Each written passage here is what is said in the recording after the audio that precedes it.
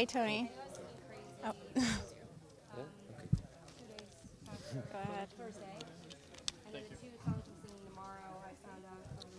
How are you today? Great. Okay, so tell me, 99 Problems. How did you guys choose this song? It was sort of a late night brainstorm from Adam. We had been talking about it for a while. Actually, it was on the list. You know, we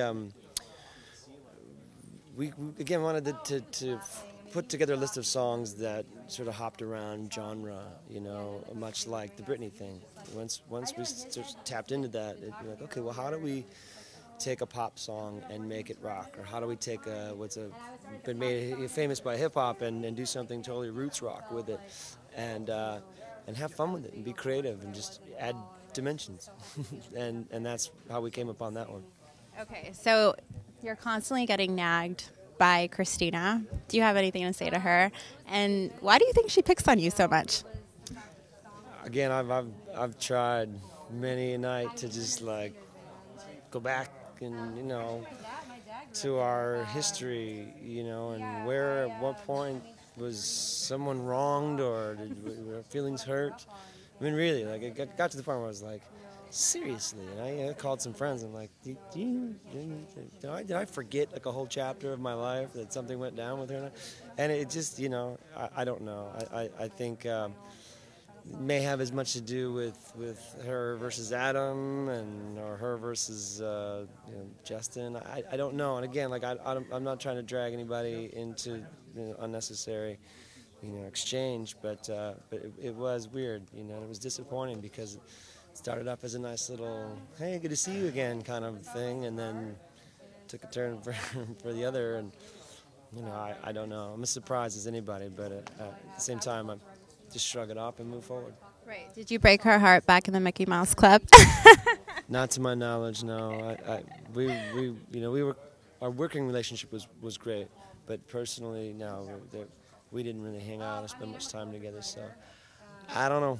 Okay, so tomorrow, are you going to stick with something rock and roll? Are you going to mix it up? Well, tomorrow is there's no contest song. So as far as the song selection goes, the stuff we're doing is a little more festive and a little more just putting on a fun show for people to watch while we all sit around waiting to see what America's vote says. So it'll be a good time. There's going to be some nice surprises, some great guests, and a good time. What are you anticipating for tomorrow? Man, I don't know. I'd love to think that I'm, that I'm going to get a good chunk of votes, but I don't know. I think I made some bold choices this season, and it turned a lot of heads and made a really lasting impression as to the kind of artist I aspire to be. So if that's all I get out of this, then I win. The competition's extremely tough this year. I thought Chris Mann did phenomenal, and Juliet's been singing the lights out every week, and Jermaine is just a perennial all-star. So yeah, we'll see. Okay, so one more question before we need to wrap it up. You're trending all over Twitter. 99 Problems is trending all over Twitter. Do you think that, you mentioned it before, the social media, you think that has anything to do with America's vote?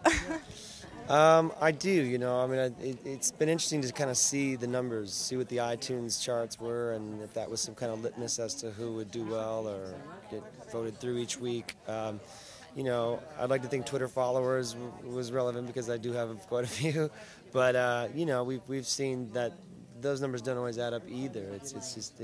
There's a lot of outliers, and it's weird to try and anticipate what the demographic is going to get behind and make the effort to actually pick up the phone and call. So I don't know.